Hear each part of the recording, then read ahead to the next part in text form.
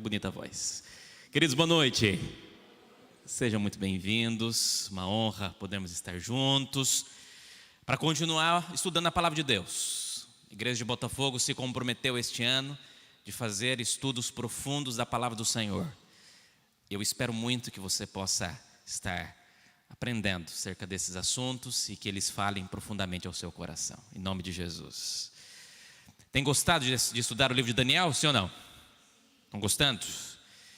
É o meu livro favorito, sou suspeito para falar, mas espero que eu consiga de alguma forma fazer com que você se interesse um pouquinho mais sobre profecia e entender como que Deus controla todas as coisas. Deixa eu perguntar para você então, qual que é o seu livro favorito, qual que é o seu capítulo favorito de Daniel? Já sabe, não? 9. Opa. Nem estudamos ainda, já estou gostando, então já está bom. O que mais? Alguém arrisca, não? Difícil, né?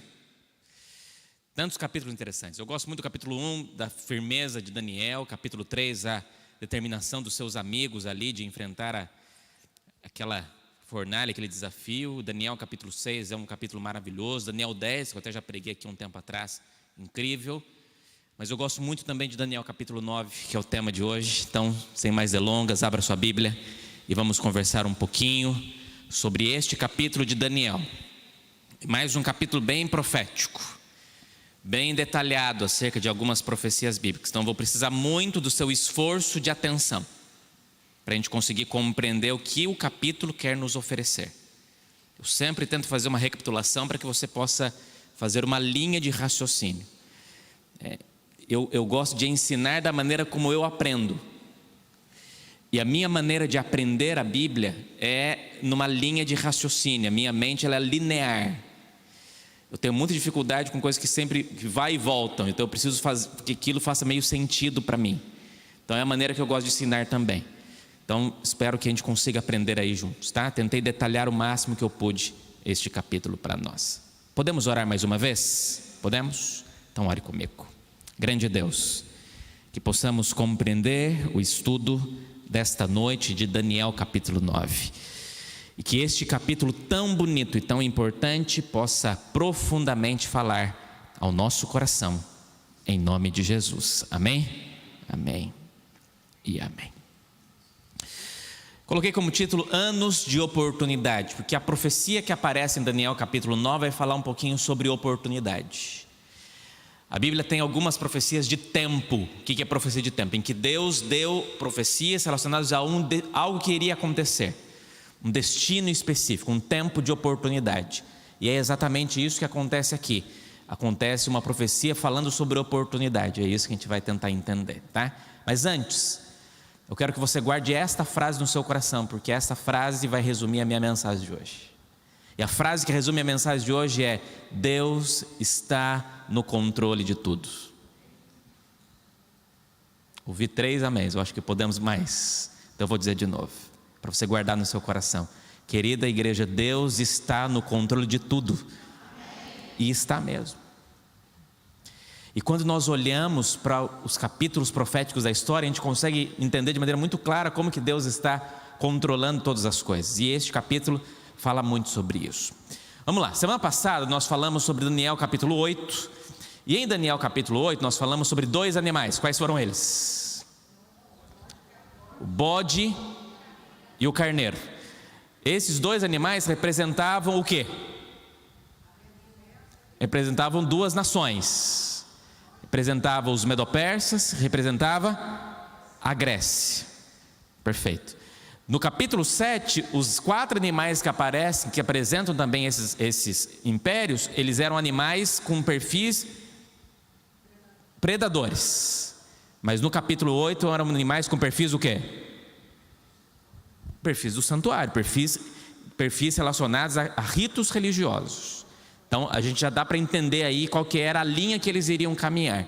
E no capítulo 8 nós encontramos também a apresentação, mais uma vez, do chifre pequeno. O chifre pequeno que aparece tanto no capítulo 7, reaparece no capítulo 8. E no capítulo 8 fala que uma das funções do chifre pequeno seria se engrandecer. Lembram disso? Até o príncipe do exército. Dele tiraria o sacrifício diário, o lugar do seu santuário foi deitado abaixo, o exército lhe foi entregue com o sacrifício diário por causa das transgressões. e deitou por terra a verdade, e aquilo que fez, o quê?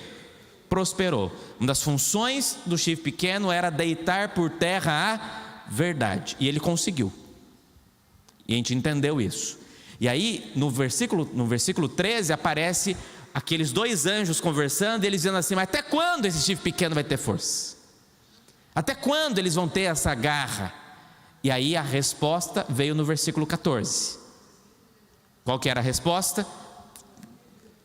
Ele me disse: até 2.300 tardes e manhãs, e o santuário será... Então Deus deu uma profecia de tempo. Em profecia, um dia é igual a um ano. Então 2.300 tardes e manhãs, 2.300 dias seriam 2.300 anos. A maior profecia de tempo da Bíblia. Só um resumo para nós. Agora, olhe de novo para este quadro. Você vai fazer algumas ligações comigo. Lembre-se, acho que isso você aprendeu. A estratégia de Daniel no seu livro é repetição e expansão. Aprenderam isso, não? Não é possível, né? Tanto que eu falei sobre isso. Repetição e expansão. Então capítulo 2, capítulo 7, capítulo 8, eles se repetem, mas eles apresentam detalhes que se expandem. Então no capítulo 2 nós fomos apresentados aos símbolos da estátua de Nabucodonosor. No capítulo 7 fomos apresentados aos animais que representavam os impérios, mas era só repetição, com símbolos diferentes. Está claro até aqui?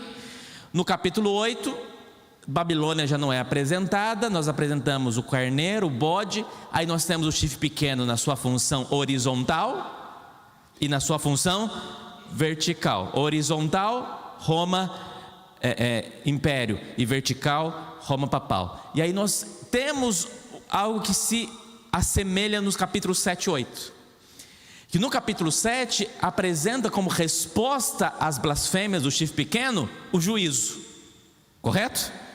E no capítulo 8 apresenta como resposta às blasfêmias do chifre pequeno a purificação do santuário, ou seja, Deus iria agir através do santuário.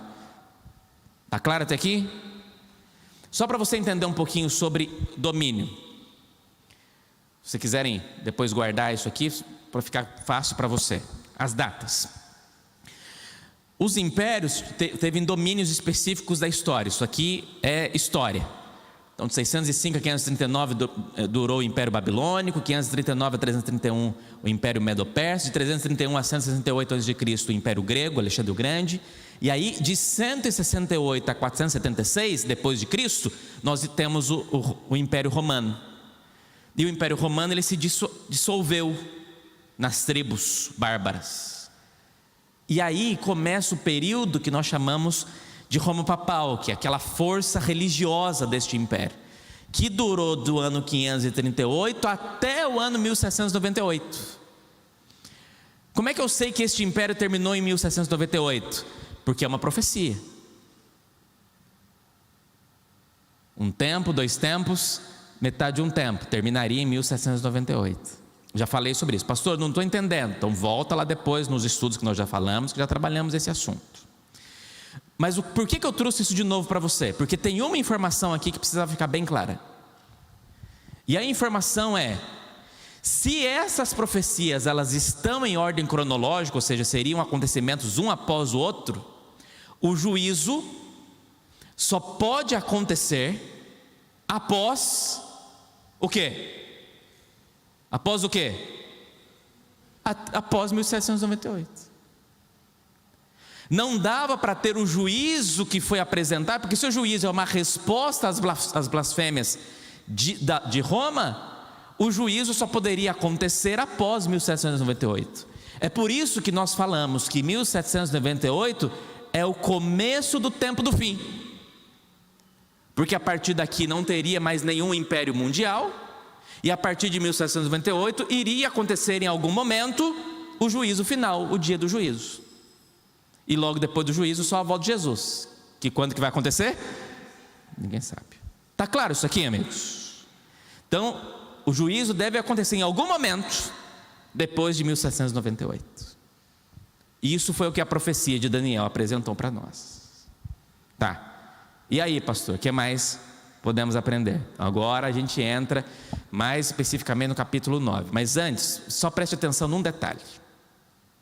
Isso aqui é aula de teologia do seminário. Vamos lá. Daniel 8, verso 1. Preste bem atenção, eu vou ficar bem explicadinho.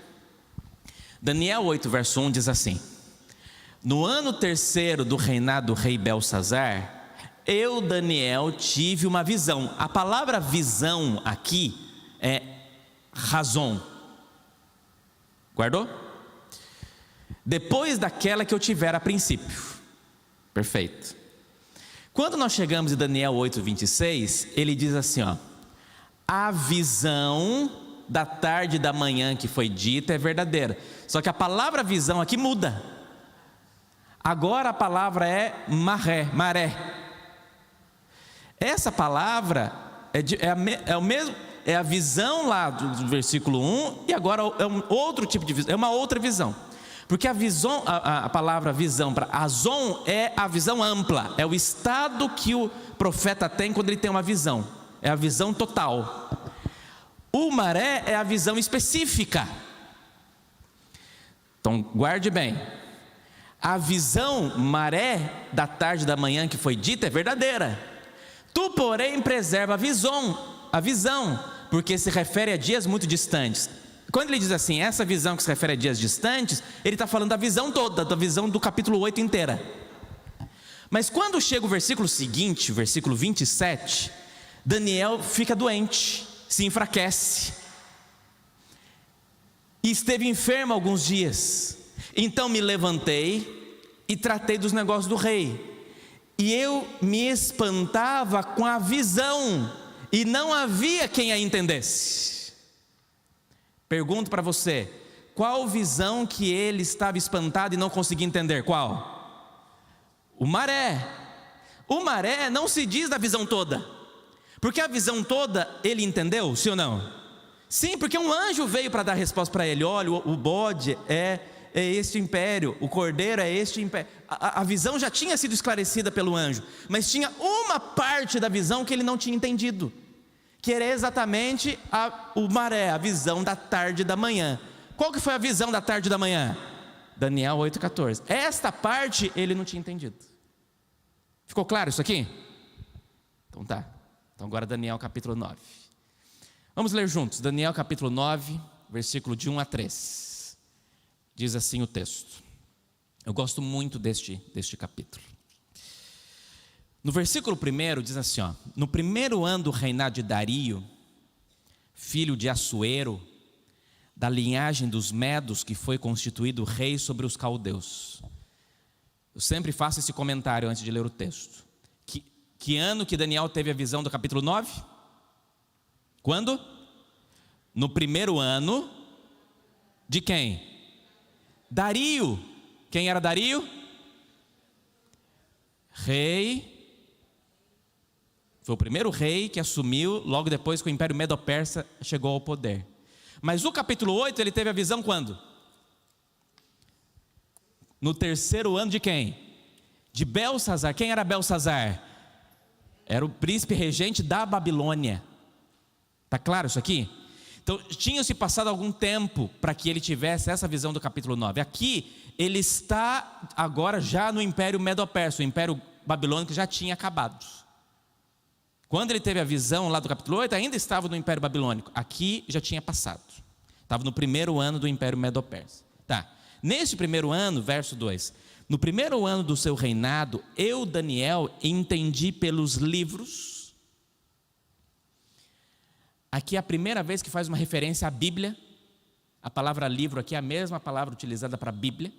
Então, em outras palavras, ele disse assim, ó, eu entendi pela Bíblia, mas a Bíblia que eles tinham naquela época eram os pergaminhos dos livros, que de acordo com o que o Senhor havia falado ao profeta Jeremias, a desolação de Jerusalém iria durar o quê? 70 anos. Voltei o rosto ao Senhor Deus para o buscar com oração e súplicas e com jejum, vestido de pano de saco e sentado na cinza. Por que ele ficou tão desesperado assim? Porque ele foi para a Bíblia, e no livro de Jeremias, a profecia dizia que eles iriam ficar destruídos, Jerusalém iria ficar destruída, por quantos anos? 70. Só que alguns anos antes ele tinha tido uma visão, onde Deus disse para ele que a purificação do santuário só iria acontecer depois de quantos anos? 2000 e... Aí ele ficou desesperado. E falou, gente, Deus prometeu pelo Jeremias que a gente ia ficar só 70 anos, agora ele vai falar que nós vamos ficar aqui 2300? Misericórdia! E ele começa a orar pedindo respostas de Deus. Mas é porque na cabeça dele, quando falou de purificação do santuário, o que vinha na mente dele? Para nós não faz muito sentido hoje, mas para um judeu, purificação do santuário era uma festa clara para eles, era uma das mais importantes festas judaicas. Como é que chamava a festa? Yom Kippur. Então na cabeça dele só tem condições de ter o Yom Kippur se tiver o santuário. Então ele pensou assim, para ter a purificação do santuário tem que ter o Yom Kippur. Então só daqui 2300 anos, ele não entendeu o que significava ainda. Aí ele começa a orar e pedir a Deus respostas sobre isso. Agora, olha, aqui vai ficar mais fácil de entender Daniel capítulo 6. Porque Daniel capítulo 6, que nós já estudamos aqui, quem não viu volta depois e assiste. Daniel capítulo 6 fala da história da cova dos leões. Lembra da cova dos leões? Quando que aconteceu a cova dos leões? No 3º ano de Dario. Ou seja, Daniel 9 aconteceu antes de Daniel capítulo 6. Agora você consegue entender por que Daniel queria tanto orar e não deixou de orar no capítulo 6? Porque as visões que ele tinha tido e as profecias que tinham sido reveladas para ele eram tão fortes que ele entendeu que se ele não orasse, parecia que aquele milagre não iria acontecer. E o que o anjo explica para ele em Daniel capítulo 9 é tão significativo para o povo judeu, que ele fala assim, eu preciso ser o primeiro a orar muito, para que as pessoas possam ter desejo de buscar o Senhor novamente. Aí fica mais fácil de entender Daniel capítulo 6. Aí do versículo 4 a 19, eu não vou ler, mas eu aconselho você a ler em casa. Daniel faz uma das mais lindas orações da Bíblia. O que é a oração de Daniel, do versículo 4 até o versículo 19 de Daniel capítulo 9? Ele ora, em resumo, pedindo perdão a Deus, clamando misericórdia a Deus, para que Deus tenha misericórdia dele, e tenha misericórdia do povo judeu, e tenha misericórdia de Jerusalém. E ele apresenta isso a Deus, ele diz assim, Senhor, ao Senhor pertence a misericórdia, a nós pertence a vergonha. Nós estamos coroados de vergonha. O povo se afastou do Senhor, o povo não quer saber do Senhor, mas o Senhor tem a misericórdia do seu povo, porque é a sua cidade, é o seu povo. O Senhor escolheu Jerusalém, Canaã, para ser a sua nação desde Abraão. Nós fizemos escolhas erradas, o Senhor mandou profeta, nós matamos os profetas, o Senhor deu ordens, o povo não obedeceu, mas o Senhor é misericordioso. Deus deixa misericórdia ao seu povo mais uma vez. Ele ora clamando a Deus por misericórdia, e Deus misericordioso fala assim, tá bom, vocês já esgotaram a minha paciência, vocês já fizeram muita coisa errada, mas eu ainda amo vocês. Aí Deus manda um anjo para dar uma resposta para Daniel. Aí nós chegamos em Daniel 9, do versículo 20 a 23. Esse texto é lindo. Vou ler na minha Bíblia com você. Daniel 9, versículo 20 a 23. Diz assim: enquanto eu ainda falava, enquanto ele ainda orava. Vocês deixam eu ler o verso 19? O finalzinho da oração de Daniel. Olha como é que ele termina a oração. Ele diz assim: ó Senhor, ouve. Ó Senhor, perdoa. Ó Senhor, atende-nos. Ó Senhor, age. Ó Senhor, não te demores, por amor de ti mesmo, ó meu Deus, porque a tua cidade e o teu povo são chamados pelo teu nome. Não é forte isso aqui? Deus, é o teu nome que está em jogo. Ó Senhor, atende. Ó Senhor, age. Ó Senhor, tenha misericórdia. Ó Senhor, age em nossa vida. Ele faz uma oração linda. E aí diz o versículo 20 que enquanto ele ainda falava, ou seja, ele nem tinha terminado a oração, ele orava, confessava o meu pecado e o pecado do meu povo de Israel, e lançava minha súplica diante do Senhor meu Deus, pelo monte santo do meu Deus. Sim, enquanto eu assim orava, Gabriel, o homem que eu tinha visto na minha visão anterior, veio rapidamente, voando, e tocou em mim. E era a hora do sacrifício da tarde. E ele queria me instruir e falou comigo e disse: Daniel, agora eu vim para dar a você a inteligência e o discernimento, porque quando você começou a fazer as suas súplicas, foi dada uma ordem, e eu vim para explicar tudo a você, porque Deus te ama muito. Portanto, preste atenção à mensagem e entende a visão. Isso aqui é muito bonito. Deus mandou um anjo, Gabriel, que é o mais importante anjo do céu, para falar para Daniel assim: Deus te ama muito.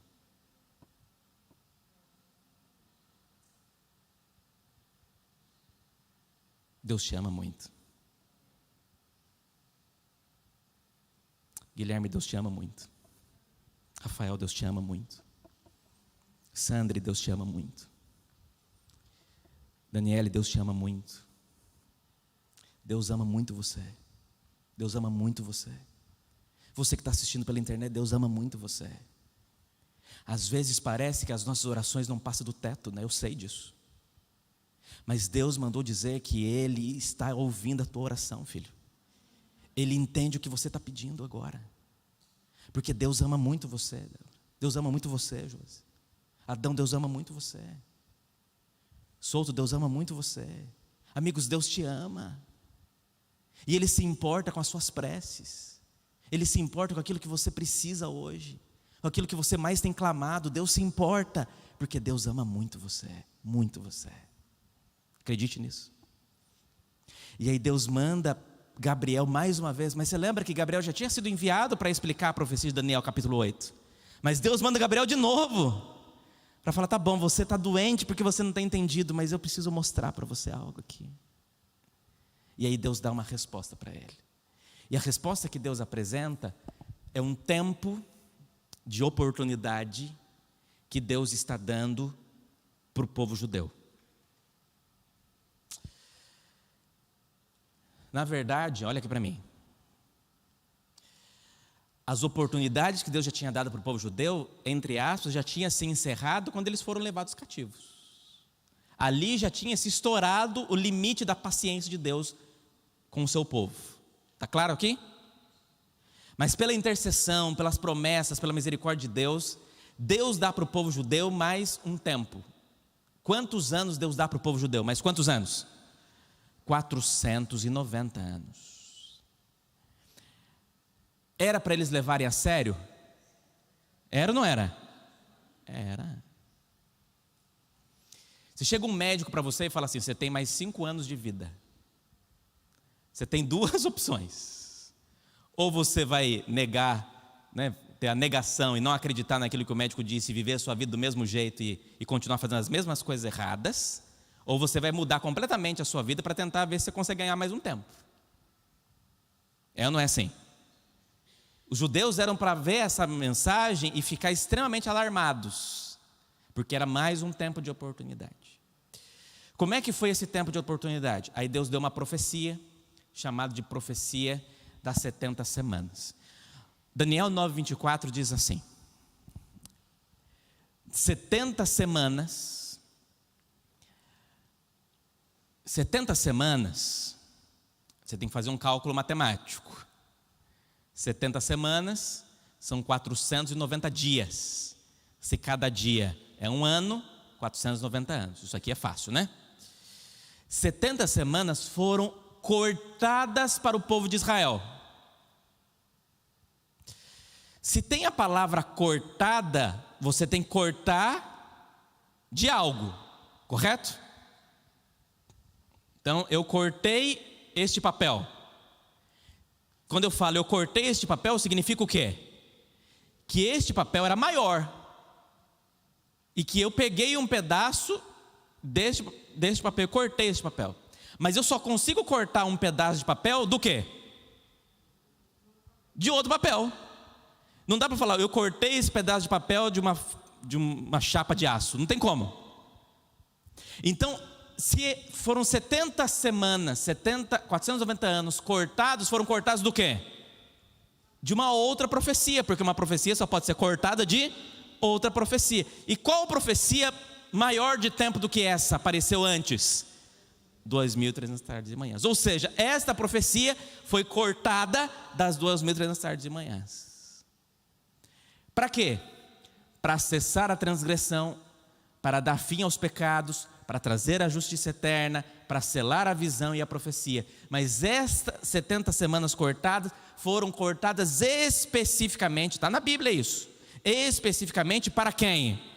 Para o povo de Israel. Para que eles pudessem se arrepender mais uma vez, e porque eles teriam um grande privilégio neste período, e que eles poderiam aproveitar ou desperdiçar. Tá. Então, dentro dessa profecia, os próximos versículos apresentam a profecia das 70 semanas, mas eu destaquei aqui 3 versículos específicos que são os mais importantes da profecia. O primeiro versículo, o versículo 29 diz: 70 semanas foram cortadas, determinadas para o povo de Israel. No verso 25 diz que dessas 70 semanas, 7 mais 62, espera aí, 7 mais 62, por que ele fez essa distinção? Porque é profecia, tem que ser estudada. 7 mais 62 dá quanto? 69. Então, no final de 7 semanas iria acontecer alguma coisa, e no final das 62 iria acontecer outra coisa. Até o ungido príncipe. Quem que é o príncipe de Israel? Príncipe de Israel? Jesus. Quando que Jesus foi ungido príncipe de Israel? Quando? Quando Deus fala do céu assim: este é meu filho amado, em quem me comprazo. Isso aconteceu quando? Do batismo de Jesus. E o verso 27 diz que ele faria, o príncipe iria fazer uma aliança por 1 semana. E depois dessa 1 semana, na metade da semana teria um sacrifício de Jesus, e na outra metade seria o término de Israel como nação escolhida. Então preste bem atenção. Eu vou mostrar aqui um gráfico, vai ficar mais fácil, mas só para você entender. Quando Jesus veio e começou o seu ministério, o povo de Israel tinha mais quanto tempo de oportunidade? Pergunta valendo. Vou falir de paçoquinha. Isso é fácil, amigos. Muito fácil. Quando Jesus começou o seu ministério, o povo de Israel tinha mais quanto tempo de oportunidade? Quanto? 1 semana. Que significa a mesma coisa de 7 anos. Você lembra então, por que quando Jesus divide os discípulos em 2, assisti isso essa semana no The Chosen, quando ele divide os discípulos em 2 e envia para os vilarejos, ele fala assim: não vá para a terra dos gentios, fique apenas aqui em Jerusalém, região, fique entre os judeus, porque os judeus tinham pouquíssimo tempo de oportunidade. E você lembra que quando ele sobe aos céus, ele fala para os discípulos: não saiam daqui, fiquem apenas aqui, porque nesse período eles ainda teriam um tempinho restante de oportunidade. Deus, ele dá uma atenção especial aos judeus, porque eles queria dar toda a chance possível para que eles se arrependessem e mudassem de vida. Ficou claro isso aqui? Então vamos entender a profecia de maneira mais detalhada. Quando que começa a profecia? O texto responde. Qual que é o ponto de partida para essa profecia? Está lá no versículo 25, que diz: sabe e entende, desde a saída da ordem para restaurar e para edificar o quê? Jerusalém. Então qual que seria a data de início? A data de início seria a ordem para restaurar e para edificar Jerusalém. Esdras, o livro de Esdras, apresenta 3 ordens. Uma no capítulo 2, uma no capítulo 6, uma no capítulo 7. Uma dada por Dario, uma dada por Ciro e uma dada por Artaxerxes. Mas o próprio livro de Esdras diz que estas ordens para restaurar Jerusalém, elas foram cumulativas. Ou seja, elas foram se juntando. Então, qual que foi a principal ordem que a gente vai levar em consideração? A mais completa. E a mais completa foi a ordem dada por Artaxerxes. Está lá em Esdras capítulo 6, versículo 14. E Esdras capítulo 7. Quando que ele deu essa ordem? Ele deu essa ordem no ano 457 a.C.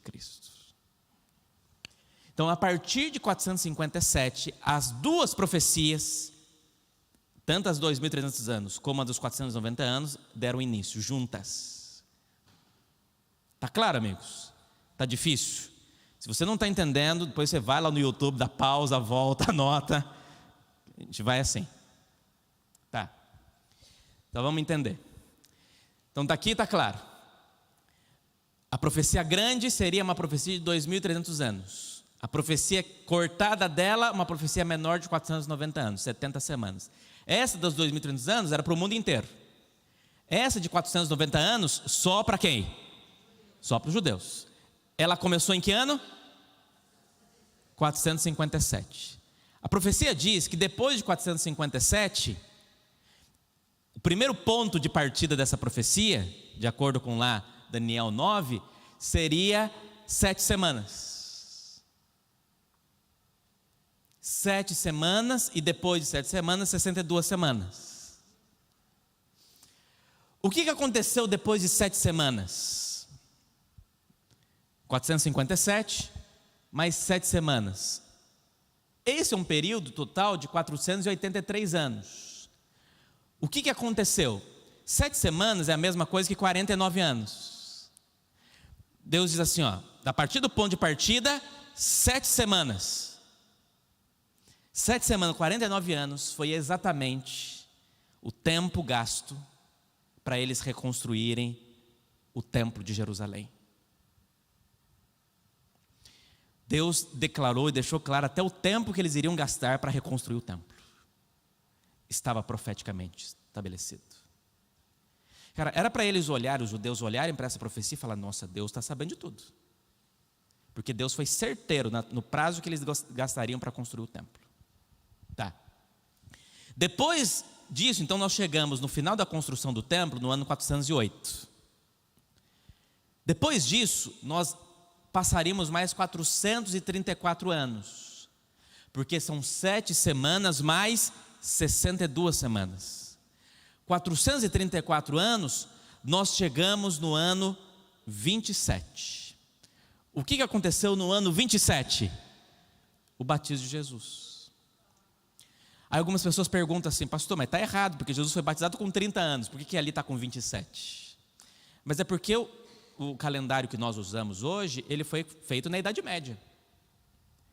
E o rapaz que escreveu o calendário que nós usamos hoje, usou como referência outros calendários antigos, inclusive o judaico, e nos cálculos que ele fez, ele entendeu que Jesus tinha nascido no ano 3 anos de Cristo. Jesus nasceu antes dele. Então, quando Jesus estava com 30 anos, na verdade estava no ano 27. Mas isso não faz muita diferença para nós. Só foi um pequeno erro de cálculo. Mas chegamos no ano 27. No ano 27, Jesus foi batizado. Só nesse período, então, da ordem de reconstruir até o batismo de Jesus, 483 anos. Aí Deus deu 7 anos, 1 semana de resto de oportunidade, porque aqui a gente tinha passado 69 semanas. E aí, pastor? Aí você lembra que Jesus diz lá no livro de João, capítulo 1, assim, na verdade João falando de Jesus. Jesus veio para o que era o seu, e os seus o quê? Por que esse texto diz que Jesus veio para quem era o seu? Porque naquele tempo, quem era especificamente escolhido para Deus? O povo judeu.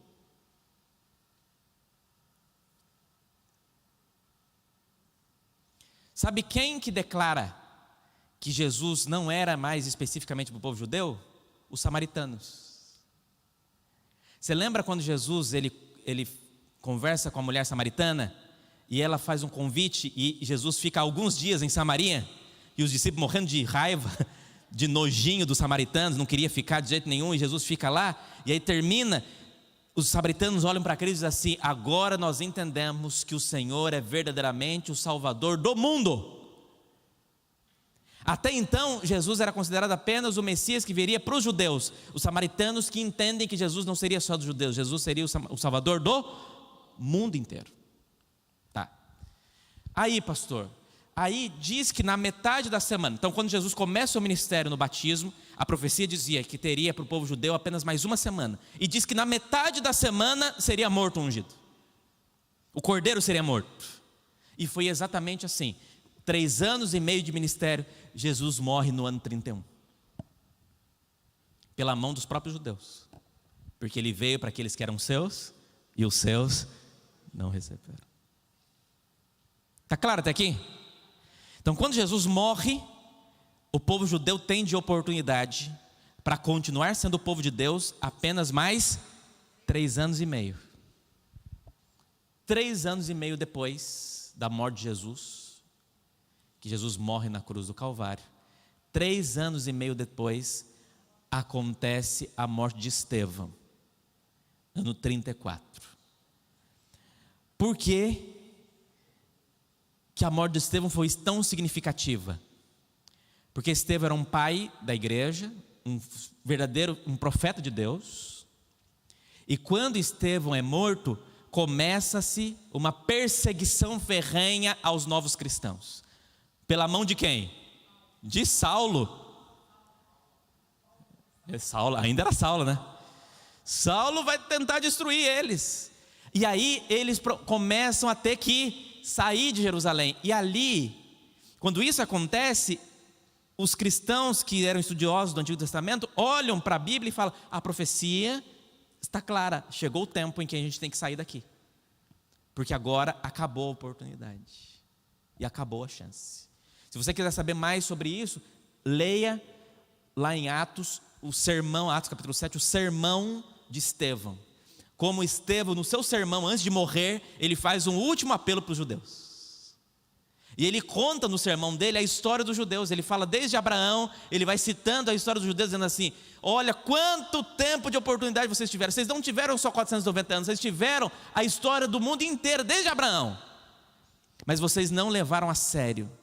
Pastor, e se eles tivessem arrependido? A gente seria judeu até hoje. Pastor, então hoje significa que os judeus não vão ser salvos? Claro que não, os judeus podem ser salvos, só que não como nação. Agora a salvação dos judeus vem assim como a nossa, individualmente, como pessoa, como ser humano, e não mais como povo de Deus especificamente. Ficou claro isso aqui, amigos? É uma aula densa, difícil, eu sei, mas extremamente, extremamente importante. Depois do ano 34, sobrou, porque 490 anos, menos 1844, 1810. Então faltou mais 1810 para acontecer o final da profecia grande dos 2.300 anos. Que aí nós chegamos quando? Nós chegamos, depois de 1810 anos, na purificação do santuário, que seria o dia do juízo. E pelos cálculos que se fazem, nós chegamos no ano de 1844. Na verdade, algumas pessoas olham e falam assim: não, pastor, está errado, porque se você fazer o cálculo, vai dar em 1843. Mas tem um detalhe: é porque não existe o ano zero. Então existe o ano -1 e depois existe o ano 1. Então se não tem o ano zero, então nós temos aí, chegamos no ano de 1844. E a purificação do santuário, o dia do juízo, iria acontecer a partir daí. Esse dia está claro para a gente, porque é depois de 1798 e seria um dia especial. O que acontece? O que acontece neste dia? Vou mostrar isso de maneira mais clara. Aqui, Deus dá uma profecia lá em Apocalipse para que seja pregada acerca do dia do juízo. E aí acontece no dia 22 de outubro de 1844. Pastor, como é que eu sei? Porque no dia do Yom Kippur, naquele ano, deu no dia 22 de outubro de 1944, uma terça-feira. Nesse dia aconteceu duas coisas, para a gente ir terminando. Primeiro, acontece uma coisa no céu e acontece uma coisa na terra. No céu, Jesus começa a sua nova fase na obra de Cristo no santuário celestial. E na terra surgiria a igreja remanescente restaurando as verdades bíblicas. No céu, Deus iria inaugurar uma nova ordem de trabalho. E na terra surgiria o povo remanescente de Deus. No céu, então entenda isso comigo. Você lembra do santuário, certo? O sacerdote, ele podia entrar diariamente aonde? No lugar santo. Por quê? Porque todos os dias acontecia, deixa eu ver se vocês aprenderam. Acontecia o que no lugar do lado de fora? Sacrifício. Que horas? De manhã e de tarde. Essa era a oferta que o santuário oferecia para o povo. Mas acontecia sacrifício o dia inteiro. Porque as pessoas levavam até o santuário os seus cordeiros como ofertas pelo pecado. Mas as mortes aconteciam 9 da manhã e 3 da tarde. Ele podia entrar no lugar santo todos os dias, mas o sumo sacerdote só poderia entrar no lugar santíssimo. O que o sacerdote fazia quando ele entrava no lugar santo ele pegava os pecados que eram ofertados no altar, que era transferido para ele, para aquele sangue, e levava este sangue até o lugar santo, porque ali ele fazia expiação pelos pecados. Está claro? Essa expiação acontecia quantos dias no ano? Todos os dias, inclusive no Yom Kippur, porque no dia do Yom Kippur continuava tendo sacrifício de manhã e de tarde. Mas o sumo sacerdote só podia entrar no santuário quantas vezes?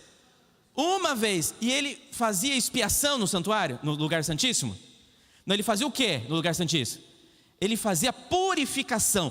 Todos aqueles pecados que foram acumulados no santuário no ano inteiro, neste dia específico tinha que ser o que? Purificado. Isso era um tipo de juízo que acontecia. Então quando Jesus ele sobe ao céu, Jesus ele faz o ministério bifásico de Cristo. Isso está lá em Hebreus capítulo 7. Como assim? Do ano que Jesus sobe ao céu, 31, até o ano de 1844, Jesus realiza uma obra de sacerdote. Ele faz no santuário o processo de expiação, de intercessão pelos nossos pecados. Esses pecados são apresentados. A partir de 1844, Jesus acumula uma função a mais. Jesus deixou de fazer expiação, sim ou não? Jesus deixou de fazer intercessão por nós? Não, continua fazendo. Porque o cordeiro já está morto e tem perdão para nós. Mas ele acumulou uma função. E agora, além de ser sacerdote, ele virou também o quê? Então o que ele está fazendo a partir de 1844? Ele está purificando, fazendo juízo, pegando os nomes das pessoas que morreram desde Adão e olhando para ver se a pessoa está com o nome no livro da vida ou não. Fazendo expiação, purificação por esses pecados. Uau! Tenso. E aí? E na terra acontece o início da igreja de Deus. Eu já falei semana passada, Guilherme Miller foi um homem muito importante para a história do estudo da Bíblia, porque ele era um estudioso da palavra. Ele gostava de estudar o livro de Daniel e o livro de João. E no livro de Daniel ele não passava por versículo seguinte sem entender. E ele foi o que começou a pregar sobre esse assunto. O único problema é que ele entendia que a purificação do santuário seria o quê? A volta de Jesus. Mas ele foi muito importante. E ele pregou que Jesus voltaria em 22 de outubro de 1844. Aqui está uma foto da Pedra da Ascensão. Ali, Guilherme Miller e mais um grupo de pessoas esperaram a volta de Jesus. Isso é um assunto para um outro estudo. Mas Jesus não voltou nesse dia, obviamente. Mas nesse dia foi esclarecido de que eles teriam. A Bíblia fala sobre essa cena em Apocalipse 10, quando diz que o livro que foi doce na boca, amargo no estômago, um desapontamento.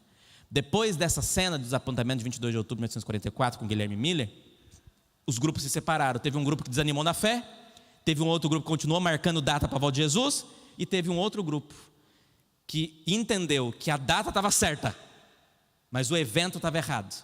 E entendeu que nesse dia, na verdade, Jesus passou do lugar santo para o lugar e começou o ministério de juízo no céu. Chegou a hora do juízo. Aí nós entendemos que começa então o processo da igreja adventista do sétimo dia. A A partir de 22 de outubro, um grupo de mileritas, estudiosos da palavra, surge como para que esta igreja acontecesse. E Deus prometeu que nos últimos tempos, a igreja remanescente dele teria duas características: guardaria os mandamentos de Deus e teria o testemunho de Jesus. E a Bíblia diz que o testemunho de Jesus é o espírito de profecia. E aí nós temos nesse período uma serva de Deus que foi enviada, já falamos sobre isso, e aí Deus estabelece uma igreja que seria a igreja remanescente, e que Apocalipse fala que essa igreja seria representada por uma última igreja. E qual que é a igreja em Apocalipse representa a igreja remanescente? Então hoje nós somos a igreja de Laodiceia, a última igreja antes da volta de Jesus. A tristeza é que a igreja de Laodiceia não é uma boa referência, né? Então hoje nós nunca vamos deixar de ser a igreja de Laodiceia, mas nós podemos deixar de ser laodiceanos, porque os laodiceanos são aqueles que não são quente nem frio. São o quê? Sabe quem que tinha essas mesmas características?